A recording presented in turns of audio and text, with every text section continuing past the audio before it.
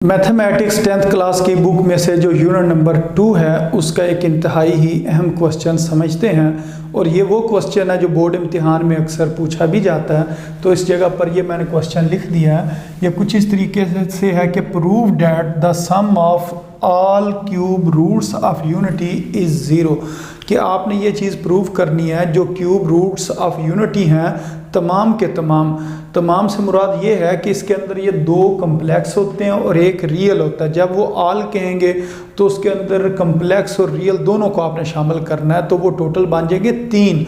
एक ये 1 और एक ओमेगा और एक ओमेगा स्क्वायर। ये जो 3 क्यूब रूट्स ऑफ यूनिटी हैं, अगर इनका हम क्या करें, सम करें, तो हमारे पास आंसर किसके बराबर आना चाहिए, 0 के बराबर आना चाहिए। इस चीज़ को हमने प्रूव करना है। तो हमारे पास कौन कौन सी वैल्यूज़ होती हैं। मसलन नंबर 1 होता है 1, उसके बाद हमने किसको ऐड करना है, ओमेगा को ऐड करना है, और उसके बाद ओमेगा स्क्वायर को ऐड करना है, या इसका हमने सम लेना है। सम का मतलब ऐड करना है। जिस तरह क्वेश्चन में कह रहे हैं ना, ये जो all cube roots of unity हैं, मसलन 1 है, ओमेगा है और ओमेगा स्क्वायर, इसका सम करें और जवाब इसका किसके बराबर आना चाहिए, 0 के बराबर आना चाहिए। इस चीज़ को हमने प्रूव करना है। तो इसको किस तरीके से प्रूव करेंगे। मसलन सबसे पहले 1 लिखा है तो इस जगह पर हम क्या लिख देंगे, 1 लिख देंगे। फिर लिखेंगे प्लस लिखने के बाद ओमेगा लिखा हुआ है, तो ये आपने वैल्यूज़ याद रखनी है। ओमेगा किसके बराबर है, ओमेगा स्क्वायर जो है वो किसके बराबर है। तो अब ओमेगा की वैल्यू पुट करते हैं। इसका वैल्यू है -1 plus square root -3 divided by 2।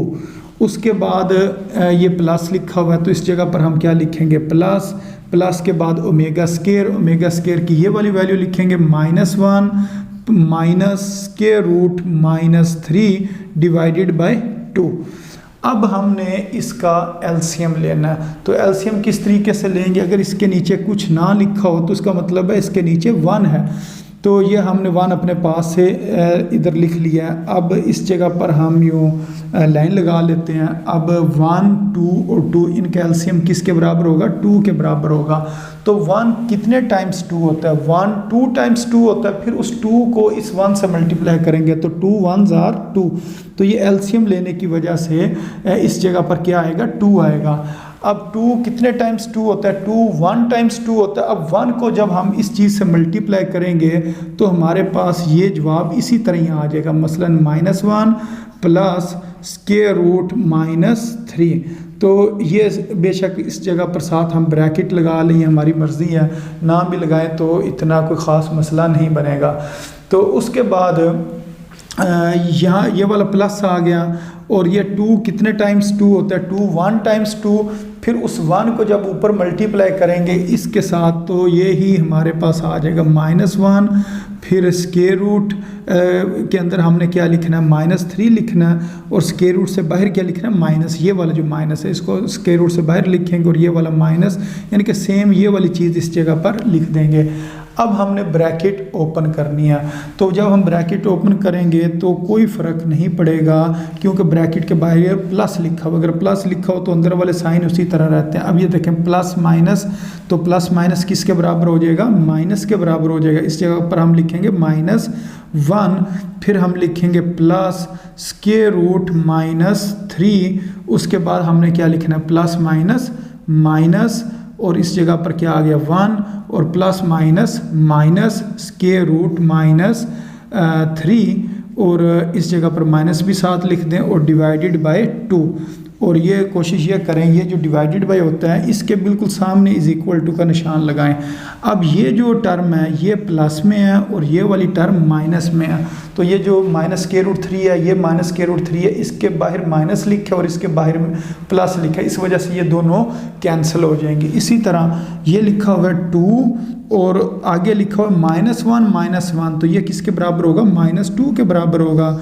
और नीचे वाला 2 इधर आ गया। अब 2 में से 2 को माइनस करेंगे तो इधर कितना आ जाएगा, 0, और 0 डिवाइडेड बाय 2। तो ये चीज़ किसके बराबर होगी, 0 के बराबर होगी। अगर किसी चीज़ के ऊपर 0 आ जाए तो वो तमाम की तमाम जो टर्म होती है ना वो 0 हो जाती है। जिस तरह अगर मैं कहूँ 2 में से 0 नंबर, तो वो किसके बराबर होगा, 0 के ही बराबर होगा। तो खाली 0 लिख लें या 0 डिवाइडेड बाय 2 लिख लें, तो ये आपकी मर्ज़ी है। तो इस तरह ये हमारे पास इसका आंसर निकला है 0।